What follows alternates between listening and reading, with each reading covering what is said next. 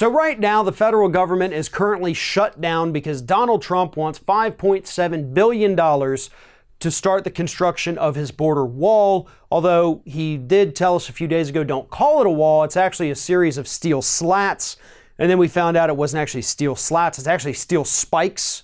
And then he went back to calling it a wall. So we don't even know exactly what he wants to build down there at the border, but we know he wants $5.7 billion to build it.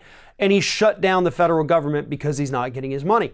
Well, anyway, bad news for the president, because according to the latest polling data, only 19% of people in this country think that this $5.7 billion wall steel slat contraption is a good use of money. Only 19%. The remaining 80+% would like to see that $5.7 billion spent on quite literally anything else. But there are some specifics that people would like to see the money spent on. The big one is healthcare. More than 30%, actually 36% of people in this country would love to see that $5.7 billion spent on prescription drugs for the needy.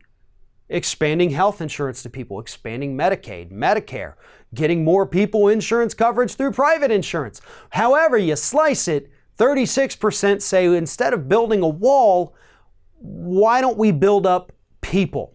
30% say, you know what, we've got roads and bridges that have been crumbling in this country for 20 years, maybe spend it on infrastructure. I mean, $5.7 billion isn't going to go a super long way for infrastructure, but it's going to repair a lot of things that could turn deadly if they're not addressed soon. Other percentages say, how about we do universal pre-K? Because that would 100% pay for all of that. Why don't we invest in green jobs? Why don't we invest in renewable energy? Why don't we invest in literally anything other than a steel slatted wall with metal spikes designed to impale anyone who tries to climb them? And that's where the public is at today.